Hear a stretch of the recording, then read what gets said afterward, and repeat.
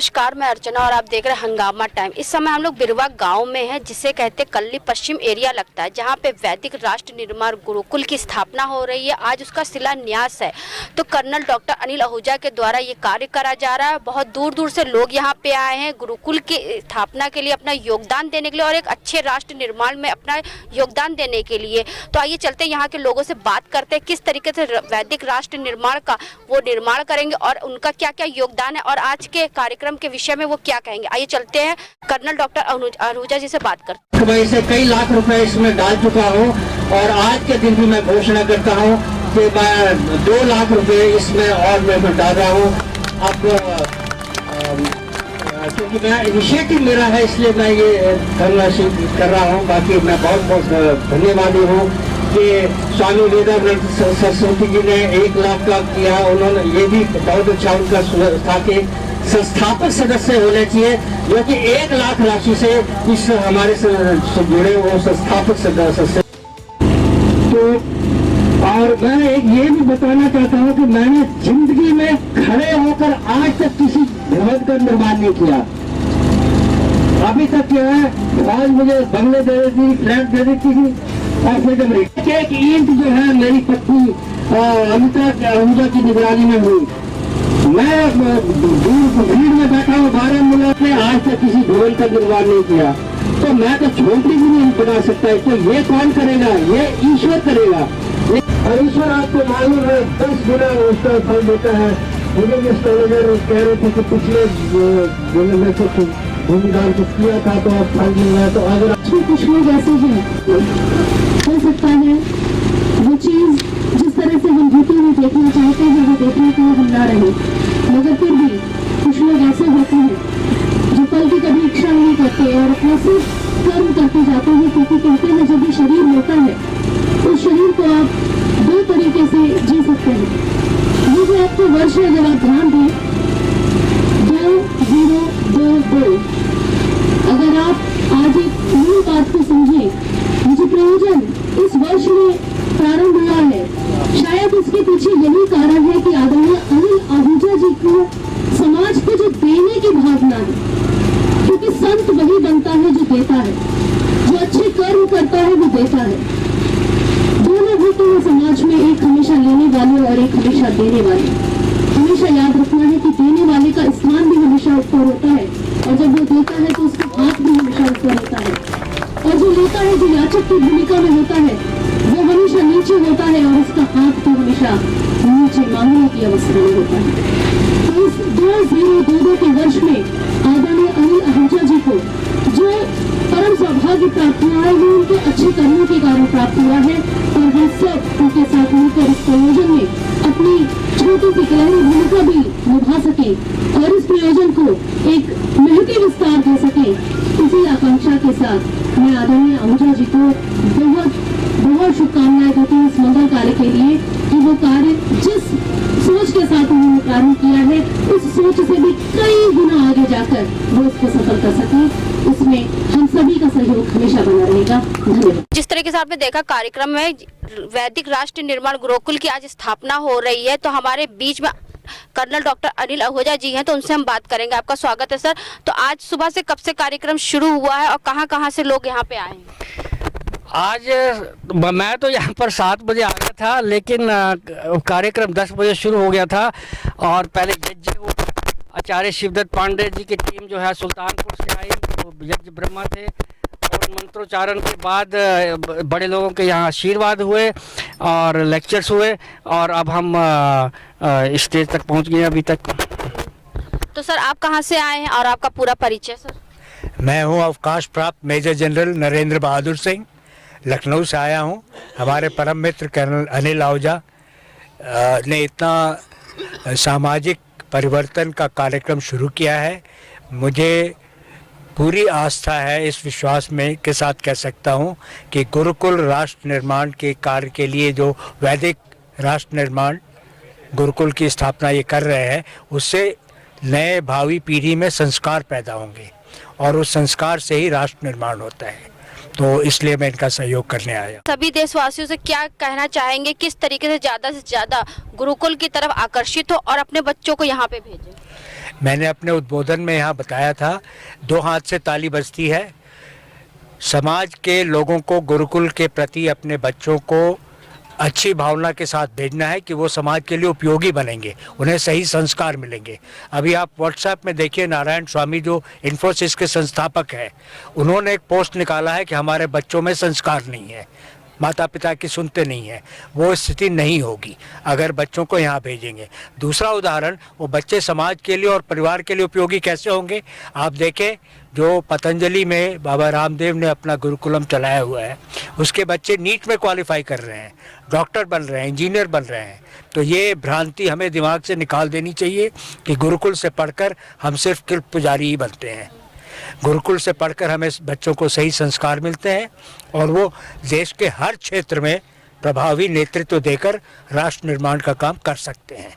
क्योंकि जब तक हमारी नींव नहीं मजबूत होगी, जब तक हम अच्छे देश का, अच्छे भविष्य का निर्माण नहीं कर सकते। और जो बिल्कुल संभव है गुरुकुल की शिक्षा से ही संभव है। बिल्कुल आपका कहना सही है कि बुनियाद जब स्ट्रांग होती है तब नींव अच्छी खड़ी होती है, और बुनियाद होती है स्कूली दिनों में, और उन दिनों में गुरुकुल संस्कार के साथ शिक्षा प्रदान करता है और वो बुनियाद देता है। उसके बाद वो किसी क्षेत्र में बच्चे की जो रुचि है उसी क्षेत्र में उसको आगे बढ़ने देना चाहिए। मेडिकल में है, इंजीनियर में है, शिक्षक बनना चाहता है, समाज सेवी बनना चाहता है, नेता बनना, कोई भी क्षेत्र होता है, सैनिक बनना चाहता है, वो जा सकता है। जी, आपका पूरा नाम क्या है और कहाँ से आए आप? मेरा नाम आचार्य रूपचंद्र दीपक है, लखनऊ का रहने वाला हूँ। मैं यूपी गवर्नमेंट में ज्वाइंट सेक्रेटरी के पद से सेवानिवृत्त हुआ हूँ और मुख्य रूप से वेद शास्त्र का अध्ययन करने वाला और कराने वाला रहा हूँ। ये जो वैदिक राष्ट्र निर्माण गुरुकुल अब बनने जा रहा है, इसका प्राचार्य मुझे बनाया जा रहा है और मैं इस कार्य को करूँगा, समय आने पर करूँगा। हम जो वेद का पठन पाठन करने वाले हैं, जो प्राचीन काल में वेदों को पढ़ाया जाता था और बालक अनेक वर्ष लगा करके वेद की विद्या को, संस्कार को, उस आचरण को ग्रहण करता था, फिर उसी से अच्छा समाज और अच्छा राष्ट्र बनता था, जिसके लिए भारत, अतुल्य भारत जिसके लिए प्रसिद्ध है, जिसके लिए ऐसा भारत बना जिसको विदेशों ने भी सोने की चिड़िया कहा, जिसको हमेशा लोगों ने जगत गुरु कहा है, आज भी कह रहे हैं, और जो नहीं कह रहे वो ये भाव व्यक्त करते हैं कि हम भारत को ऐसा बनाएंगे। तो वेदों के माध्यम से ऐसा बनाने की योजना है। उसमें जो शिक्षा दी जाती है, जो राजा यानी राजन्य वर्ग है, यानी जो शासन प्रशासन करने वाले लोग हैं, उनका बड़ा योगदान होता है। माता पिता का और जो धनी वर्ग है उसका बड़ा योगदान होता है। शिक्षा और संस्कार हम दें और बाकी लोगों का भी अच्छा सहयोग मिले तो एक अच्छी पीढ़ी तैयार हो जाएगी और उससे फिर अगली और अच्छी पीढ़ी तैयार हो जाएगी। हमारे जो आचार्य ऋषि दयानंद हुए हैं, उन्होंने इस प्रकार की संस्कार की विधि हमको प्रदान की है कि 25 वर्ष में एक अच्छी पीढ़ी हम तैयार कर सकते हैं। हम सब लोग कोशिश करेंगे कि उसी प्रकार से चलते, पढ़ते, पढ़ाते और संस्कार देते हुए चलें और एक 25 वर्ष में एक अच्छी पीढ़ी हम बना सकें और आगे के लिए भी बीज डाल सकें कि उसी प्रकार की पीढ़ियां तैयार होती रहें। ऐसी हमारी कोशिश है। परमात्मा कृपा करेगा वो साकार ज़रूर होगी। तो शिलान्यास तो आज हो गया, तो कब तक इमारत खड़ी हो जाएगी? धन एकत्र कर रहे हैं कर्नल साहब, वो धन जैसे आता जाएगा। इनके पास समय की कमी नहीं है। कमी का मतलब ये अपना समय अब किसी और काम में नहीं लगा रहे। धन आता जाएगा, लोगों से सहयोग मिलता जाएगा तो ये बिल्डिंग बनाना शुरू कर देंगे और नक्शा तो बन गया है, अब जल्दी ही शुरू हो जाएगी बिल्डिंग। और बड़ी बिल्डिंग बनाना चाहते हैं 3-4 तल की, तो उसमें समय लगेगा। समय में बता नहीं सकता, इंजीनियरी बता सकते हैं, लेकिन समय जैसे ही वो पूरा होगा और बिल्डिंग बन जाएगी, पूरी नहीं बनेगी तो भी हम काम शुरू कर देंगे। इतनी बन जाए कि बच्चे आकर के बैठ सकें, जो बाहर के बच्चे हैं या आचार्य वो आके रह सकें, और जो आचार्य काम करेंगे, कर्मचारी यहाँ रह करके काम करेंगे, उनके उठने बैठने रहने के लिए इतना स्थान बन जाए। इतना बनते ही हम पढ़ाई का काम शुरू कर देंगे। यानी कि रास्ता बन गया, चलना बाकी है। जी बिल्कुल, रास्ता पूरा तो नहीं बना, रास्ता दिख गया है और रास्ते पे चलना हमने शुरू भी कर दिया है। रास्ता भी खुलता जाएगा और हमारी यात्रा भी बढ़ती जाएगी। डॉक्टर शिवदत्त पांडे। आज के अवसर पे क्या कहना चाहेंगे? जिस तरीके से वैदिक राष्ट्र निर्माण गुरुकुल की आज शिलान्यास हुआ, तो उस विषय पे क्या कहना चाहिए? सुल्तानपुर में मैं 15 वर्षों से स्वयं एक गुरुकुल संचालित कर रहा हूँ। मैं वहाँ का संस्थापक और आचार्य हूँ। तो आज यहाँ इस कार्यक्रम में मुझे इसलिए सम्मिलित किया गया है कि मैं अपने अनुभव के द्वारा जैसे मैं करके देख रहा हूँ और कर पा रहा हूँ, उस रास्ते पर कैसे चला जा सकता है, उस मार्ग का निर्देशन मैं कर सकूँ और मेरे अनुभव का लाभ इस गुरुकुल को मिल सके, इसके लिए आज मैं यहाँ पर आया हुआ हूँ। वैदिक राष्ट्र निर्माण गुरुकुल की स्थापना हो रही है, उसमें भी आपने अपना दायित्व निभाया है, तो इस विषय पे क्या कहेंगे? मैं सिर्फ इतना कहना चाहूँगी, जो भी आदरणीय आचार्य जी ने कहा, बहुत ही सारगर्भित बात कही है। और कुछ चीज़ें लॉन्ग टर्म के हिसाब से होती हैं और कुछ चीज़ें शॉर्ट टर्म से होती हैं। ये जो एक एक्टिविटी है, आप कह सकते हैं इसको हम लॉन्ग टर्म में रख सकते हैं, उसमें हमें एक इंफ्रास्ट्रक्चर के लिए वेट करना है। मगर समाज में हमें अभी से, वर्तमान से संस्कारों को रोपने की बहुत आवश्यकता है, क्योंकि बहुत ही बिल्कुल पारदर्शिता से ये परिलक्षित है कि हमारा समाज किस दिशा में जा रहा है। विशेषकर हमारी युवा पीढ़ी एक भटकाव की तरफ है, उन्हें दिशा नहीं दिख रही। ये नहीं है कि युवा पीढ़ी सही दिशा में नहीं जाना चाहती, पर जो उन्हें रास्ता दिख रहा है, जो आजकल की संस्कृति, एक कुसंस्कृति हमारे पूरे परिवेश में जो समाती जा रही है, वो उन्हें सही दिशा में जाने ही नहीं दे रही। तो हम शॉर्ट टर्म से भी साथ साथ काम करते चलें, ये इंफ्रास्ट्रक्चर के काम होते रहेंगे, लेकिन संस्कारों को रोपने का कार्य हम अपने बच्चों में, उससे आगे वाली पीढ़ी में, किशोरों में और युवाओं में लगातार देते रहें। उसके लिए हम नैतिकता के साथ जो भी कर्म कर सकते हैं, वो लगातार वर्तमान में प्रत्यक्ष रूप से मैं कर रही हूँ, उसमें लगातार सक्रिय हूँ। मैंने अपने आप को पूरी तरीके से अपने युवाओं और किशोरों को सही मार्गदर्शन देने में लगाया हुआ है। यही अपना गिलहरी सहयोग मैं समाज को दे सकूँ, तो मुझे लगता है कि भगवान ने जो मुझे ये जीवन दिया है, मैं उसको सही रूप से उसका रिटर्न दे पाऊंगी इस समाज को, अगर मैं कुछ कर सकी। धन्यवाद। राखी जी, ये बताइए, जिस तरीके से आपने बताया, तो कहीं ना कहीं दायित्व तो सबका बनता है कि अपने बच्चों को और अपने से छोटे लोगों को हम सही राह पे और देश के प्रति जागरूक करते चले।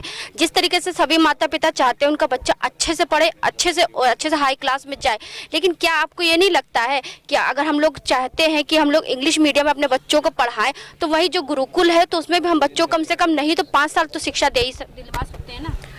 मैं यहाँ एक और बात कहना चाहूँगी, जो आपने अभी बात की, भाषा कभी भी किसी भी इंसान को किसी भी तरीके से अवरोध के रूप में नहीं होती। आपको अपनी मातृभाषा तो आनी ही चाहिए, इसमें तो कोई संशय नहीं है। अभी आप छोटे बच्चों से पूछ ले हमारी मातृभाषा क्या है, तो बहुत से बच्चे नहीं बता पाएंगे। आपकी मातृभाषा रीजनल भी हो सकती है, आपकी मातृभाषा हिंदुस्तान के कारण हिंदी भी हो सकती है। आप क्योंकि हिंदी भाषी क्षेत्र से आते हैं, जरूरी नहीं है सबकी मातृभाषा हिंदी ही हो।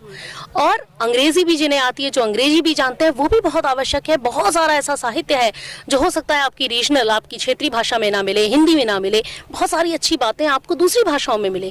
तो भाषा को कभी अवरोध ना समझिए, भाषा का कभी विरोध मत करिए, ये मैं सबको संदेश देती हूँ।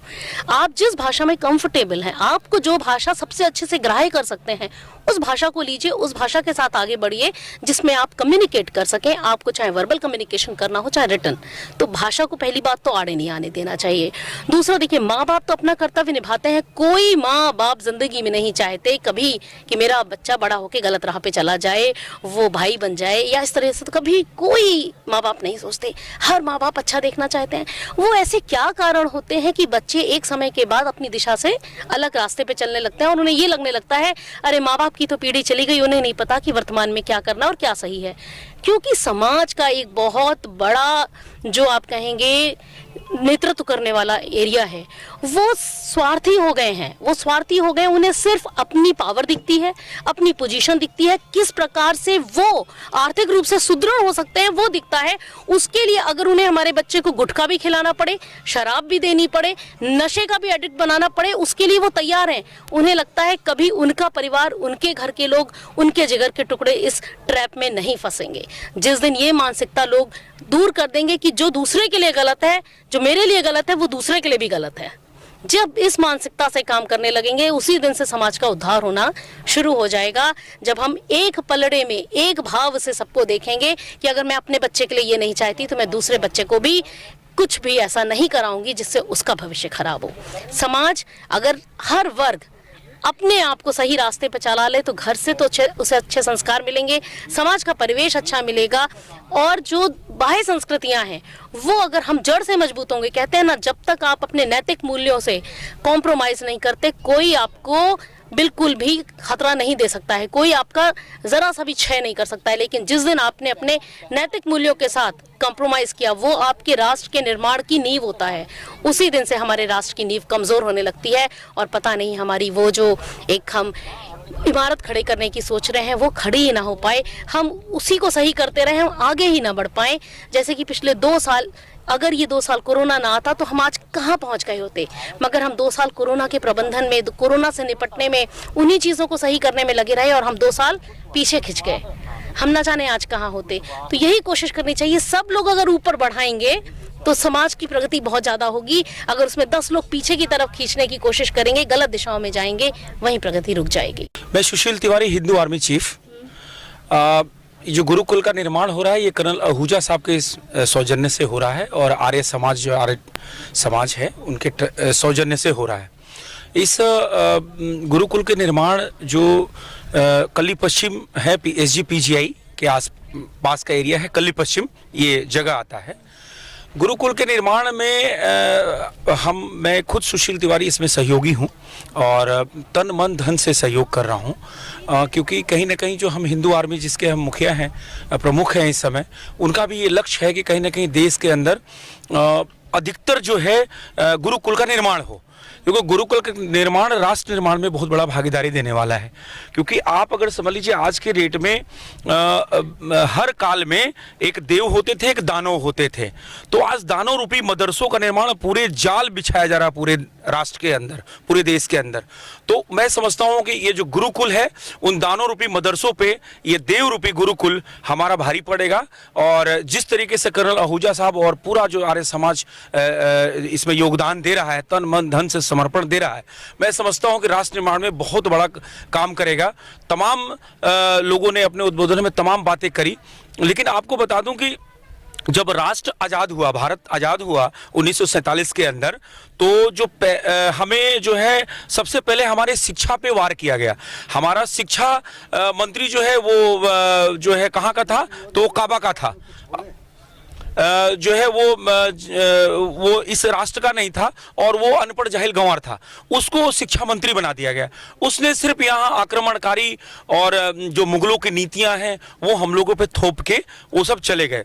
आज के डेट में चाहे वो क्रिश्चियन मिशनरीज हो या इनके मदरसे हो या जो आज की शिक्षा पद्धति है, उस शिक्षा पद्धति में भगवान राम को कार्टूनिस्ट और बजरंगबली को कार्टून बताते हैं, जो पूर्णतः जो है निरर्थक और असत्य है। तो मैं ये समझता हूँ कि गुरुकुल इन सब चीजों में जो है, इन सब चीजों को तोड़ने में, जो ये आज के डेट में जो मुगल कालीन और अंग्रेज कालीन, 600 वर्ष मुगलों का, 200 वर्ष अंग्रेजों का और ये 70 साल तथाकथित अंग्रेज और मुगलों का इस्लामिक सरकार रही है। तो मैं समझता हूँ इस समय केंद्र में आदरणीय प्रधानमंत्री मोदी जी ईश्वरीय हैं, उनकी सरकार है, उत्तर प्रदेश में योगी जी की सरकार है और गुरुकुल के निर्माण में मैं समझता हूँ कहीं कोई बाधा नहीं है। सरकारें भी सानिध्य दे रही हैं, सपोर्ट कर रही हैं और ऐसे ऐसे समाज सेवी कर्नल आहूजा जैसे लोग, अनिल आहूजा जी जैसे लोग जो आगे चल के आ रहे हैं, जो अपनी खून पसीने की कमाई जो उन्होंने बचा के रखी हो उससे ये गुरुकुल का निर्माण जो कर रहे हैं, मैं समझता हूं कि बहुत ही सराहनीय है। और मैं जो है अपना जो भी तन मन धन समर्पण भाव से मैं भी सहयोग में रहता हूं और कहीं ना कहीं हिंदू आर्मी का भी यही लक्ष्य है। और अभी हम लोगों ने एक सहारा शहर में भी वैदिक गुरुकुल का निर्माण हुआ है, अभी यहाँ पे आज शिलान्यास हुआ है।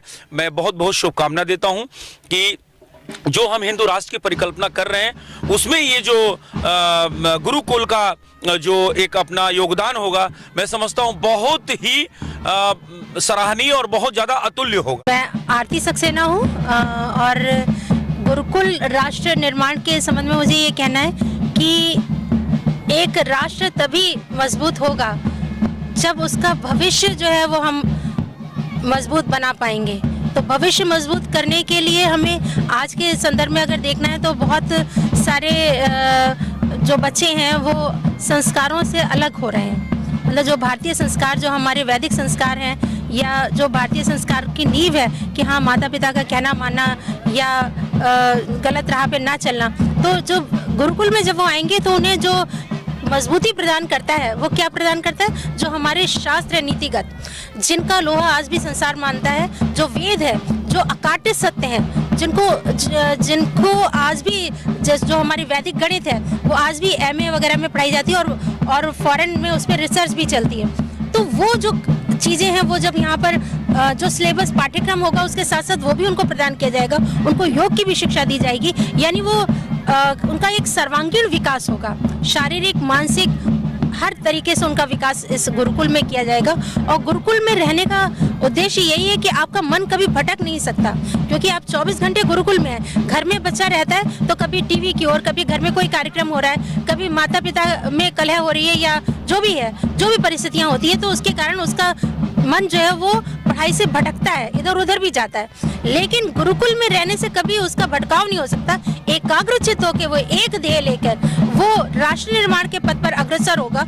और जब उसको इस प्रकार की जो हमारे राष्ट्र निर्माण में जिन्होंने अपना योगदान दिया है, ऐसे हमारे महापुरुषों की जब गाथाओं के साथ, वेद शास्त्रों के परिचय के साथ जब उसका अध्ययन किया वहाँ पर कराया जाएगा, तो निश्चित रूप से वो एक सुदृढ़ विचारों वाला व्यक्तित्व उसका निखर के आएगा और वो निश्चित रूप से राष्ट्र के योगदान में अपना सफल योगदान देगा, मतलब सहयोग करेगा। तो आज हम लोग आए थे कल्ली पश्चिम में, जहां पे आपने देखा किस तरीके से वैदिक राष्ट्र निर्माण गुरुकुल की स्थापना में लोगों ने अपना योगदान दिया। आज था उसका शिलान्यास, तो बहुत दूर दूर से लोग आए थे।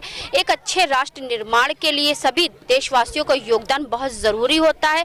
जिस तरीके से हम लोग हर चीज़ को आगे से आगे बढ़ाने के लिए कार्य करते हैं, वहीं पर हमें भी एक राष्ट्र निर्माण में अपना योगदान देना चाहिए। किस तरीके से अपने बच्चों के लिए अच्छी शिक्षा और अच्छे संस्कृति का एक अपना निर्माण करना चाहिए। जिस तरीके से वैदिक राष्ट्र निर्माण गुरुकुल का शिलान्यास हुआ है, कर्नल डॉक्टर आहूजा जी का बहुत बड़ा योगदान इसमें है और बहुत दूर दूर से लोग यहाँ पे आए हुए हैं। तो आपने जिस तरीके देखा, सबकी विचारधाराएं आपने सुनी कि राष्ट्र निर्माण के लिए लोगों ने आगे से आगे कार्य करने के लिए, अपना योगदान देने के लिए यहाँ पर एक बात कही है। इसी के साथ मैं अर्चना आपसे इजाजत लेना चाहूँगी। धन्यवाद।